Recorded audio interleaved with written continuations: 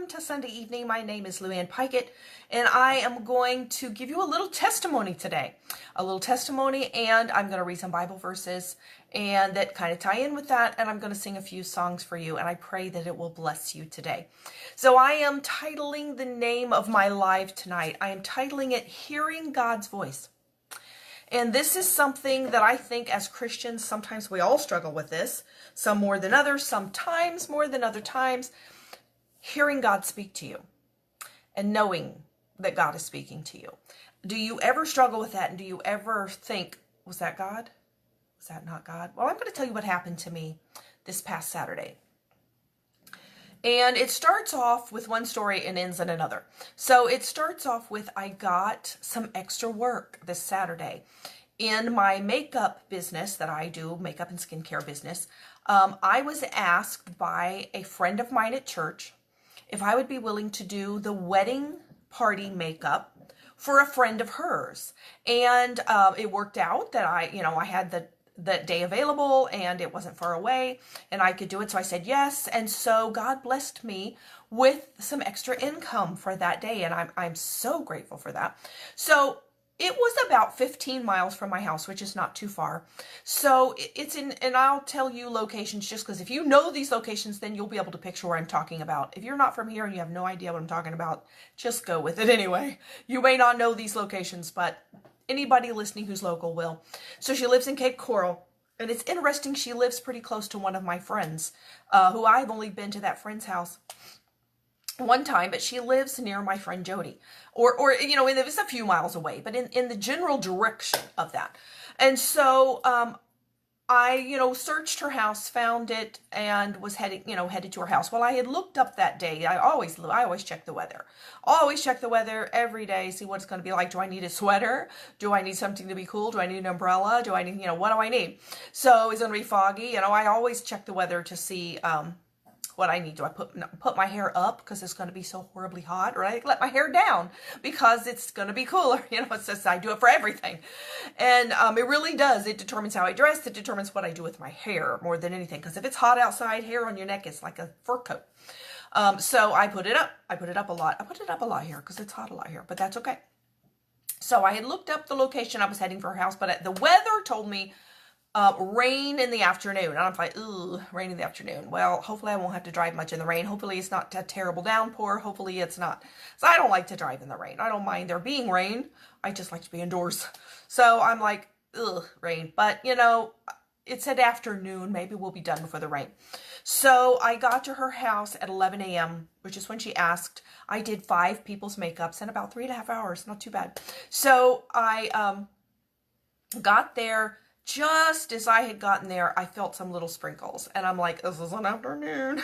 But okay. But it was really not hardly raining. I'm like, oh, well, this is nothing. This is fine. And so I did the makeup for the wedding party. They looked wonderful. And they headed off to their wedding. I got in my car to head home. 15-mile trip. Now, on my way there, I drove through North Fort Myers, and I went down Pondella to Pine Island, and then went to the woman's house. So I noticed on Pondella, as I was driving down that street, that there was a Dollar Tree on the left side of the street. I'm like, oh, look, there's a Dollar Tree there. I don't think I've seen that one before. Maybe if I feel like it, I'll stop at that Dollar Tree on my way home. Because, sometimes the different Dollar Trees have different things. And they're different size stores and stuff. And this looked like a fairly bigger one. And I thought, oh, I'll stop at the Dollar Tree on my way home. I'm driving right by. So on my way home, I remembered, okay, now I remember I think it was on Pondella. So I think I'm going to go. So I went back down Pine Line a little ways, turned on Pondella. I was looking on the right. Okay, I know it was right around here. Okay, look, there it is. There's the Dollar Tree. And it was in a shopping center that probably had other stuff in it at one time, but basically now it's just the Dollar Tree. Nothing else there. So there was this huge parking lot. The parking lot was empty except for like 6, 7, 8 cars in front of the Dollar Tree, because there was nothing else there. So there were not a lot of people around, just the people going in and out. Nobody was loitering around. It didn't look like a hangout or anything at all. And I could see really clear because there was hardly any cars there. So I stopped. I went in. I looked around. Yeah, they had some different stuff in there. They had a lot of craft stuff in that one. They had a lot of things. It looked like they had gotten a whole ton of inventory recently. And they had it all in carts in the aisles in the way. So I'm like, oh, okay, I can't see what's on that shelf. Can you? There was just stuff was everywhere. But I looked around for a little while and then I said, okay, I'm kind of done. I didn't really find anything I especially felt I had to have, but I just like to look around in the Dollar Tree. So, but it was fun looking around. And then I said, I'm going to go home now. And so this was a little after 3 o'clock in the afternoon, somewhere around 3. And so I went back out in my car. I had parked right up against the sidewalk that was in front of the door. So it was like, 5 steps to the door, to the Dollar Tree. I didn't even have to cross the parking lot. I was right up there by the door. So I didn't really even have to get wet. It was raining. It had started raining a little bit more by the time I had left this woman's house. It was not pouring though, but it was raining a little light. And I'm always like, okay, you have to be a little extra careful when it's raining, especially when it's just started raining, because there's oil on the road and it's a lot slipperier, and especially if it isn't raining hard, because it doesn't wash the oil off. So I always stay way a little further back than normal and try to drive, a normal speed. I don't try to go too slow because that actually can cause you to be more dangerous. So, I'm always a little extra careful if it's raining. So I was able to get like in and out of the Dollar Tree without really getting wet because I was parked right by the door. And I went and I got back in my car and I sat down and I always get in my car and lock the doors, always do that. Get in my car, lock the door, put on my seatbelt, put my purse down, getting ready to leave. And I suddenly, in my soul and in my spirit, I feel this not verbal voice, but a voice say to me, don't leave. And I am like, So I just sat there for a second thinking, is this just a random thought passing my mind? Because you get thought, sometimes you get crazy thoughts go through your head. So I looked around. Am I supposed to stay here? Is there a reason I need to be here? God, do I need to be here? Is there somebody here? Something, there was hardly anybody there. Is there some reason I need to be here? God, are you telling me to stay here? Are you telling me not to leave? And I thought, well, But I had this feeling. This is why I'm thinking this is more than just a passing thought in my head. Sometimes it's like there's something more. There's something deeper to it. And I felt like not a physical feeling at all, but like something inside of me felt like it was holding me down like this. But it wasn't a physical, it was just something internal, like an internal weight like this, like something's holding me down. And so I sat there like, this is different. This is really unusual. And again, I hear, and I'm like, God, is this you speaking to me? Are you really telling me not to leave? And again, I just hear, in my spirit, I hear, don't leave. And I'm like, oh, I'm not supposed to leave. So I thought, well, I feel safe here. There aren't a lot of people. I can see the whole parking lot. There's not a lot of cars. There's not a lot of people. Nobody's just hanging out looking dangerous. People are going in, they're shopping, they're coming to get in the car and they leave. But there's enough people around that I wasn't completely isolated. But I am sitting in the car with the doors locked, and I thought, well, I could go back in the store, I guess.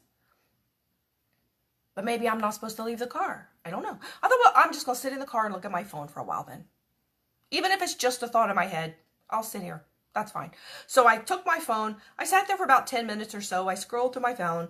I just looked. I listened to stuff. I looked at stuff. I looked at Facebook. I looked at my email. I just looked at my phone. Sat in my car with the doors locked and thought, I kept looking around, make sure, nobody's bothering me. Nobody's around. It's safe here. Okay. And look, then after, 10 minutes or so, I'm like, and it was kind of sprinkling still the whole time. It was kind of not pouring, but steadily raining. And I thought, can I go now? Nothing's happening. The road was quiet. I mean, there was traffic. There's traffic on this road. The road, by the way, Pondella, is a 6-lane road. I think it even has a turning lane. So that would make it like a 7-lane. It's a huge road now. 6 lanes across and a turning lane, I think. It's a huge, big road now. This is not a teeny-weeny road. But there was traffic coming and going, but it was kind of quiet. Looked normal. Nobody was around the parking lot. So I'm like, Can I go now? Is it okay? I don't hear anything. I'm not feeling anything. I sort of felt whatever this thing was seemed to be gone. And so I thought, maybe I can leave now. So I thought, start my car. I'm like, okay, God, I'm leaving. Is that okay? I'm going now. Okay. Okay. I don't hear anything. So I think it's okay now. I'm not getting any message just to don't leave. So going. So I get in my car, drive to the side street, pull onto Pondella, and head on home. Well, the way I was going to go home is I was going to get to Pondella and turn right onto 41. So I would have been in the right lane. I don't know if I was going to turn at New 41 or Old 41, but anyway, I was going to make a right turn. Somebody's going to make a right turn. And because it was raining, I'm not into much lane shifting, especially in the rain. So I knew I would eventually be making a right-hand turn, so I was going to be in the right lane of all those lanes across Pondella. I was going to stay in the right lane. So I pulled onto Pondella, started heading down toward the east in the right lane. So I drive down, listen to the radio probably. I know I was, because I always do. And so I'm driving down there, and then all of a sudden I notice the cars in front of me are stopping, and I'm like, okay, we're slowing down here, we're stopping. And then all of a sudden I realized, oh, they're really stopping. Like, dead stop. And we were nowhere near a light. I mean, I can't even see a light from where I'm at. I'm like, why are we stopping? Why is everybody, oh, we're really stopping. And I'm looking, I'm kind of like, oh, there's a line of cars. What's going on here? Now, the cars coming the other way were still coming, but I noticed we're like not moving now. And I'm like, what's going on up here? So we're inching forward. And then we get to a road. There's a road there that goes between Pondella and Pondella and Hancock, called Moody Road. They were detouring us down Moody Road. There was a policeman there. I noticed when I got there. The reason he was there was there had been a horrible accident right there before Moody Road on Pondella. It was horrible. There were at least 2 cars involved. The one that I saw, the total front end of the car was like smashed. I mean, gone. It wasn't a fender bender. It was a smashed car. And that car was across 2 of those lanes, one of the ones that I was in. And I'm looking at that going, oh, dear God, did I miss that? Did I just miss that accident? It was bad. I don't know that the people were hurt, but the cars were hurt. I don't know if the people were hurt or not. See, it had just happened. The ambulance wasn't there yet. The policeman was there. He must have been nearby. He was directing traffic away. The people going the other direction, their lanes were open, but the 3 going eastbound were not. And so he was directing us all down Moody Road. So we were inching by, so I got a good look. The car was half gone. The front of the car was like gone. The other car, I'm not sure how bad it looked. It was turned the other way. But I was like, whoa. God, I think you just saved me from that accident. Had I been there, it might have been worse. I might have been killed. I don't know. I don't know if the people that in that accident were killed. I saw people standing out in the road. Maybe the people that had been in it had gotten out. I really don't know what happened to those people. But I know one thing. I was not in that accident. And I was heading that way. Where that car was sitting was one of the lanes I would have been in. And that's the car that half of it was gone. Was smashed in. And so we all turned down the road. And I was talking about it actually the next morning, doing a makeup live, talking about this accident on my way home. And my friend Jody that I was talking about, that lives not far from the woman who got married that I did her makeup, said, oh, I passed that accident. She was going the other way, going home. She was going west. She was in the lanes. And I'm like, you must have passed me. She's like, oh, I passed that accident. She got a better look at it because we were veered off of it. She got to actually pass it. She said, that is the worst accident I have seen in I can't tell you how many years. She says, I haven't seen an accident that bad in years and years and years. She said that accident was bad. And I was not in it.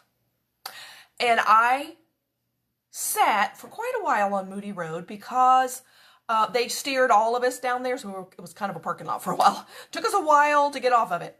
And so as I'm inching down Moody Road, I'm saying, thank you, God, for speaking to me. I know beyond a doubt now, you were telling me not to leave. I know beyond a doubt, you were telling me not to leave to Dollar Tree because I was safe there. And I may not have been safe on Pondella at that moment. I was safe afterward, but I would probably not have been safe in that moment. And I thank God, I'm so thankful that I heard your voice.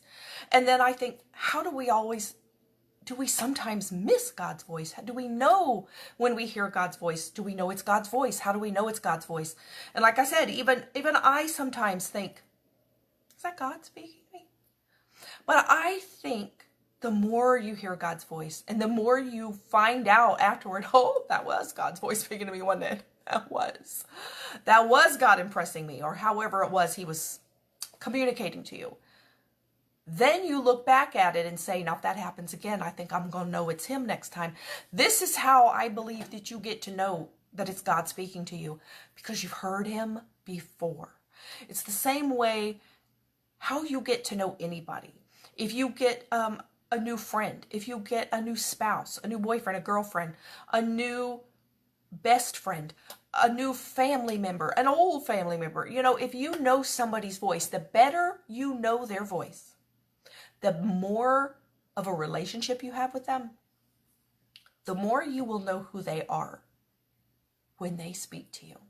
So, for example, most people that grew up being raised by their mother and father, particularly, it seems like they're always closer to the mother, because usually the mother's taking care of the children, especially when they're little.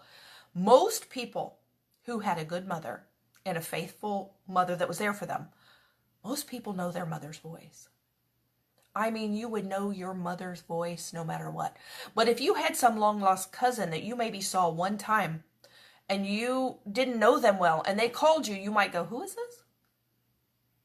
It's because you don't have that close of a relationship with them. But your mother, you might. Your father, you might. Your husband, your wife, your children, you might have such a close relationship to them that they only have to speak a word and you go, oh, that's my loved one. That's them. Whereas someone you don't have that close of a relationship with, even though you might know who they are, but if you don't hear their voice often, when you suddenly hear it, or if you suddenly hear it years later, it sounds a little different, you might go, that sounds familiar. Who are they? Who is this? But if you had had a close relationship with that person like you did with your mother, or like you did with your husband, or like you did with your children, or your spouse, or your parents, or your grandpa, whoever you had a close relationship with, your very, very best friend, if you had a close relationship with them like you do with that person, they could have spoken a word and you would say, oh, that's my cousin Amanda or something. You would know. And I really think this is similar to how we know who God is. The closer of a relationship you have with him, the more time you spend with him, the more you listen to him, the more you read his word, the more you pray to him, the more you let him speak to you when you're praying, the more, and you don't really have to stop. It is good. It's good to do this. You don't have to stop and sit and lay and be still and do nothing to pray. You can, and that's really good because you can focus on it. But if you're driving in the car down the street, you can pray the whole time. If you're cooking dinner in your house, you can pray the whole time. If you're doing your laundry, folding your laundry, you can pray the whole time. You don't have to stop doing stuff. You don't have to say, well, I don't have time to pray. Yes, you do. Well, you can do it while you're doing other stuff. You don't have to say, oh, wait a minute. Okay, let me put everything down. And you can do that, but you don't have to. If you say, oh, I got to go mop the floor. Okay, go mop the floor and pray. Oh, Lord, speak to me. Seriously, you can. Because, some of the stuff that we do, the tasks that we do, we do them where you don't have to even think about it. It's mindless. So your mind could be occupied praying and speaking to God, listening to God. If you think, I don't know when God speaks to me, ask him to start speaking to you more. God, I don't think I know your voice very well. I'm not sure if that's you. I'm not sure when it's you. I think as humans, because we are a human being listening to a spiritual being speak to us, we will always have some sort of a, is that God? Is that God? You know, we will always sometimes have a little catch. I wonder if that's God. I think that's God. And, you know, better safe than sorry. You know, listen, if God tells you don't leave, don't leave. You might miss an accident. So I figured, well, what does it hurt? What if this is nothing? What does it hurt if I just sit here for a few minutes and look at my phone? Best decision I ever made. So I'm going to read some Bible verses about hearing God's voice and God speaking to us. Deuteronomy 13:4 says, "You shall walk after the Lord your God and fear him and keep his commandments and obey his voice." So we know he's speaking to us with his voice. "And you shall serve him and hold fast to him." Hebrews 4:7 says, "Today, if you hear his voice, do not harden your hearts." If you hear his voice and you think it might be him, but say, "God, I'm listening." Do you know Samuel did that in the Bible when he heard somebody call him when he was a boy? He heard somebody call him and he thought it was the priest because he was living in the temple with the priest and nobody else there. And he heard Samuel, Samuel, and he thought, oh, Eli's calling me. So he goes, "Did you call me?" He goes, "Nope." He's like, "Oh." He went back to bed. He heard again, "Samuel, Samuel," and he's like, "He is too calling me." So he went in there, you call me." "Nope." "You didn't call me? Am I dreaming?" "You're dreaming." "I heard somebody call me." He's like, "Nope, go back to bed." He went back to bed again. He said, "Well, wait a minute though. If you hear it again," the priest had just enough of God in him to tell little Samuel this. You know, if you hear somebody call your voice again, I know it's not me. It could be God. Just say, if you hear it again, say, "Lord, I'm listening." See if he says anything else. So he's like, okay. Little kid went back to bed. Heard his voice called again. Said, "Lord, I'm listening." Guess what? He had more to say. He had more to say. Oh, it was God. He didn't know it first either. Eli didn't know it first either. They didn't know it first. God still was able to speak to them because they're like, okay, we're figuring this out. We're figuring it wasn't me, wasn't you. You keep hearing it. Gotta be God. So, you know, sometimes in our humanness, we might be needing to figure it out, but just keep trying and keep figuring it out. Galatians 3:5. "Does he who supplies the Spirit to you and works miracles among you do so by works of the law or by hearing with faith?" When you hear he's supplying the Spirit to you and working miracles, you're going to do it by hearing and by faith. So when you're hearing, see, that's a lot of what you're doing. You think, "God, I think you might be telling me this." You're doing it in faith. You're doing it in faith. And if you're wrong, if you say, "Well, that wasn't God after all," you really probably didn't lose anything. Oh, well, you'll learn the next time. John 10:25-30. Jesus answered them, "I told you, and you do not believe. The works that I do in my Father's name bear witness about me, but you do not believe because you are not among my sheep. My sheep hear my voice." If you belong to him, you're going to hear his voice. If you're not hearing his voice, you might want to take stock of yourself and see if you really belong to him. I don't mean that you believe he exists. I don't mean that, "Oh yeah, I believe in God. Yeah, I believe in Jesus. I pray to him all the time." This says, do you belong to him? That's not belonging to him. That's just believing he exists. You need to belong to him. This says if you belong to him, you're going to hear his voice. If you are not hearing his voice, you might want to consider maybe you not actually belong to him. You believe in him, but do you belong to him? "My sheep hear my voice, and I know them, and they follow me." Why do they follow him? Because they know his voice. And because he cares about them and he loves them and they know that he does. So they follow him. "I give them eternal life, and they will never perish, and no one will snatch them out of my hand. My Father who has given them to me is greater than all, and no one is able to snatch them out of the Father's hand. I and the Father are one." If you want to know why do I need to follow Jesus and belong to him, that's why. Because he is your protector, and no one is going to snatch you out of his hand, but you've got to belong to him, and you've got to be able to hear his voice. John 8:47, "Whoever is of God hears the words of God." The reason I'm still reading. I'm not making this part up here. I'm still reading these words. The reason why you do not hear them is that you are not of God. I did not make that part up. Listen to it again. Whoever is of God hears the words of God. The reason why you do not hear them is that you are not of God. If you are hearing nothing ever from God, there are times that you pray that you don't hear anything, but that shouldn't be your whole life long. There should be some point that God is speaking to you. There are times that he does not answer because I don't know why. He's just not answering that right now. But he should at some point be speaking to you. But if you are hearing nothing, the reason why you do not hear is you are not of God. But you can change that right now. You could change it right now and become a belonging of God. Isaiah 30:21. And your ears shall hear a word behind you saying, this is the way, walk in it. When you turn to the right or when you turn to the left, you will be able to hear. So I'm going to sing a few songs for you today. I pulled some of these. There's some I've done before, and I kind of pulled them out of my stash over here and kind of put them together. The first two I had sang together before, but the third one I'm adding in. And I pray that these songs will bless you. And they're talking about being in the hands of God or the hands of Jesus.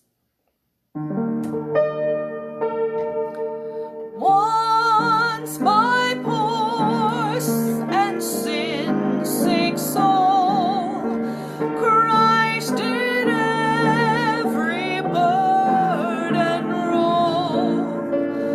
Now I walk redeemed and whole, hand in hand with Jesus.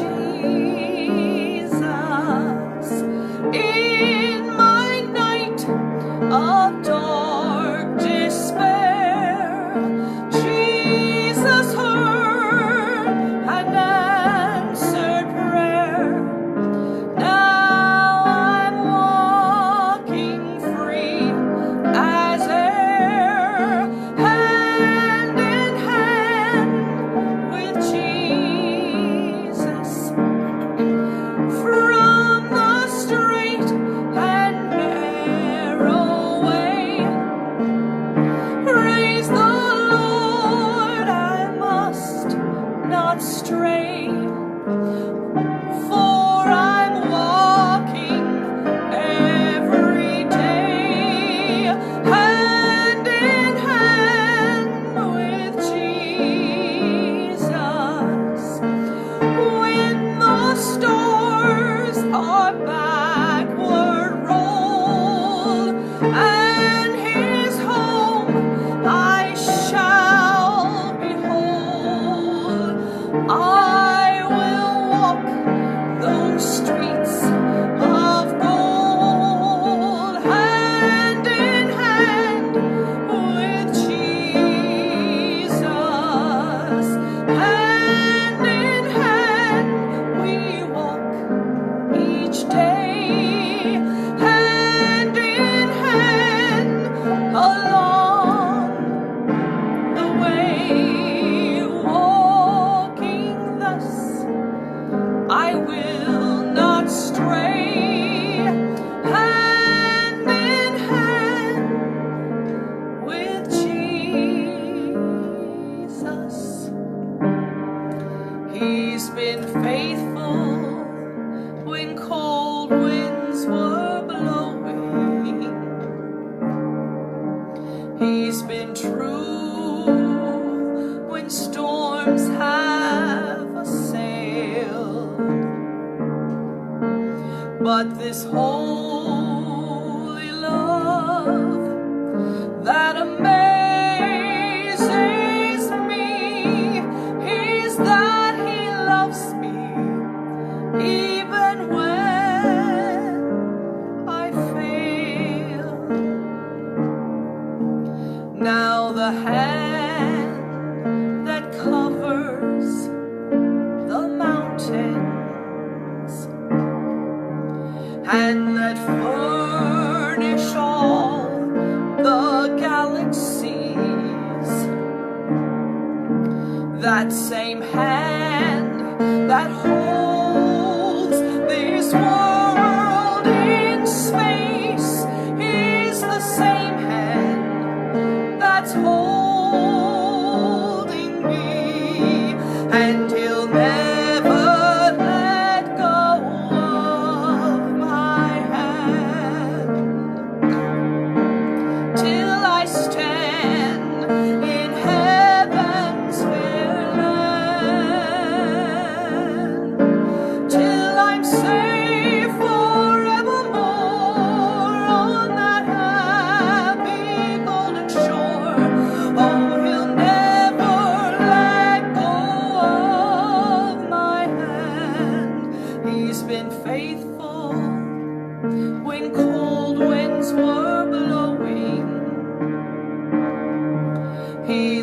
through when storms have assailed.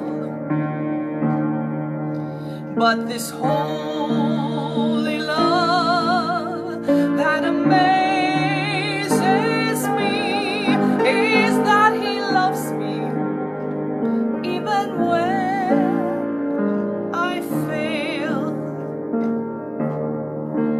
Now the hand that covered the mountains and that furnished all the galaxies, that same hand that holds this whole world in space, it's the same hand that's holding me, and He'll never let go of my hand till I stand in heaven's fair land, till I'm safe forevermore on that happy golden shore. Oh, He'll never let go of my hand. Walking thus, I cannot stray, hand in hand with Jesus. Oh, He'll never let go. No, He'll never let go. Oh, He'll never let go of my hand.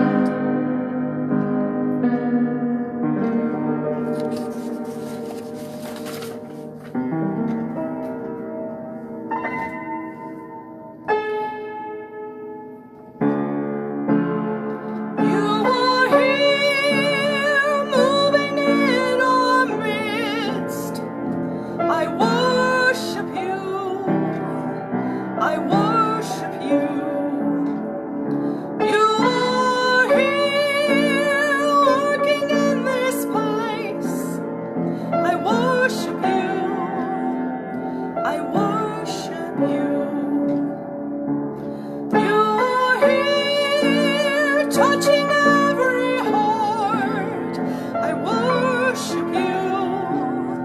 I worship you. You are here, healing every heart. I worship you. I worship you. Waymaker, miracle worker, promise keeper, light in the darkness, my God, that is who you are. Waymaker, miracle worker, promise keeper, light in the darkness, my God, that is who you are. That is who you are. That is who you are. That is who you are. You are here, turning lives around. I worship you. I worship you. You are here.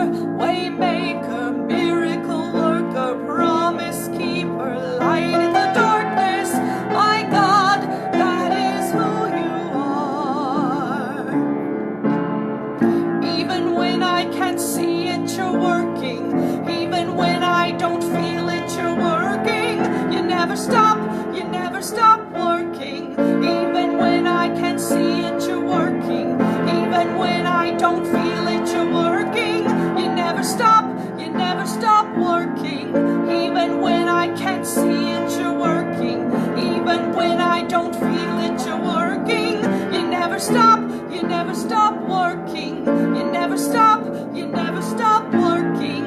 Even when I can't see it, you're working. Even when I don't feel it, you're working. You never stop working. You never stop working. Waymaker, miracle worker, promise keeper, light in the darkness. My God, that is who you are. Waymaker, miracle worker, promise keeper, light in the darkness. My God, that is who you are. That is who you are. That is who you are. That is who you are.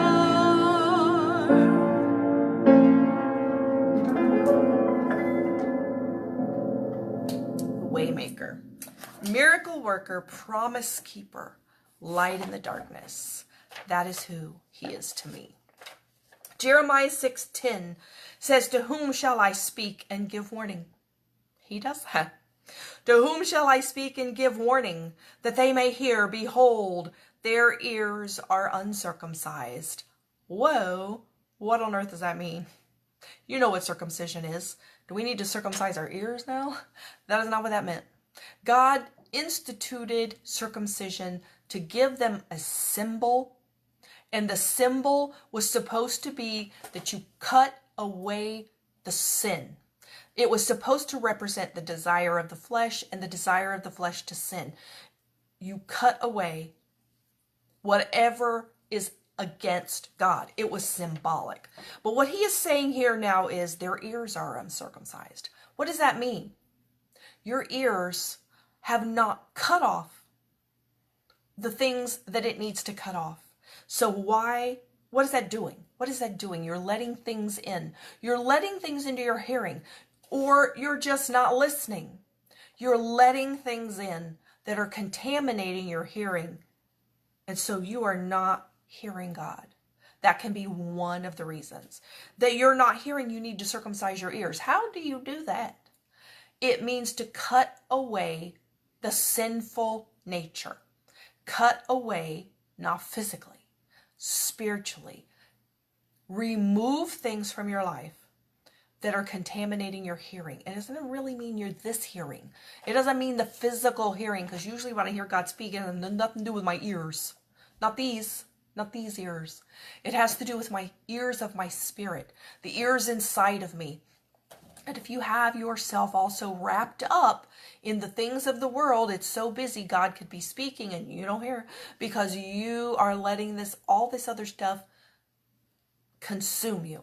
But if you circumcise your ears, cut away some of that stuff that is contaminating your spirit, that is blocking your spirit from hearing, then when God speaks to you, he will say, to whom shall I speak and give warning that they may hear? It'll be you that he can speak to and give you a warning.